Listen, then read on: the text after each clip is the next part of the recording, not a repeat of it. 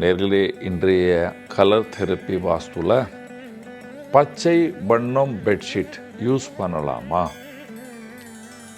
Green use பண்ணலாமா? கண்டிப்பாக green use பண்ணலாம்.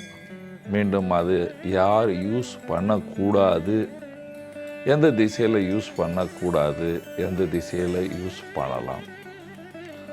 பாருங்கள், பச்சை எர்த் கண்டென்ட். அந்த எர்த் கண்டென்ட் சூரியனுடைய திசையில் நல்லா இருக்கும். சூரியனுடைய திசை உதிக்கிற திசை கிழக்கு திசை. கிழக்கு திசையில் வடகிழக்குலேருந்து தென்கிழக்கில் வரைக்கும் இருக்கிற எந்த ரூமில் வேணாலும் நம்ம க்ரீனை யூஸ் பண்ணலாம். ஆனால் அந்த க்ரீன் பேரட் க்ரீனாக இருக்கணும், லைட் க்ரீனாக இருக்கணும். டார்க் க்ரீன், கருப்பாக இருக்கும் சில க்ரீன், அந்த க்ரீன் எல்லாம் இருக்கக்கூடாது.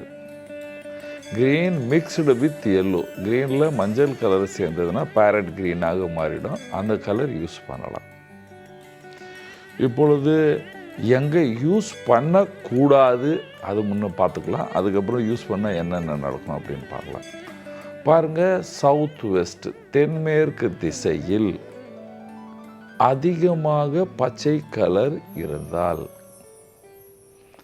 மனைவிக்கு நோய் வர்ற வாய்ப்பும் டிப்ரெஷன் வர வாய்ப்புகள் உருவாகும்.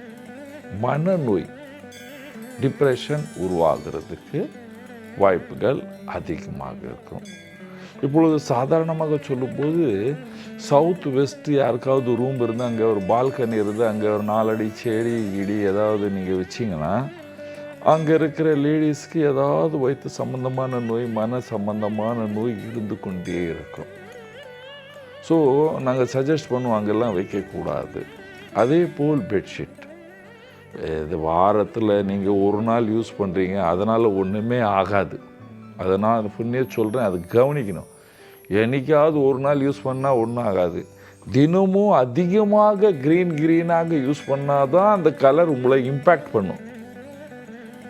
என்ன சார் இது மாதிரியெல்லாம் ப்ரோக்ராம் பண்ணுறீங்க, க்ரீன் கலர்னால என்ன?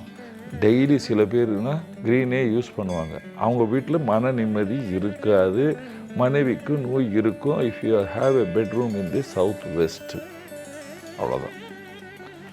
அதனால் என்னைக்காவது ஒரு நாள் யூஸ் பண்ணலாம், அதிகமாக யூஸ் பண்ணலாம். Centre of south you can use green, again temporary, வாரத்தில் ஒரு நாள் அந்த மாதிரி.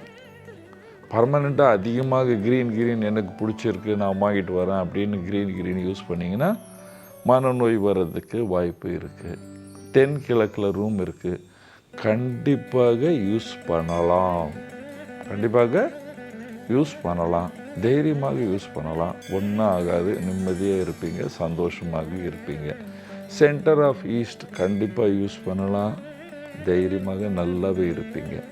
வடகிழக்கு, north east, green is the best அப்படின்னு க்ரீன் யூஸ் பண்ணலாம். ஆனால் அதிகமாக க்ரீன் யூஸ் பண்ணும் பொழுது எல்லோருக்கும் சொல்கிறேன், அது எந்த திசையாக இருந்தாலும் சரி, கோல்டு எஃபெக்ட் அதிகமாக இருக்கும். அதனால் சீதளம் பிடிக்கும்.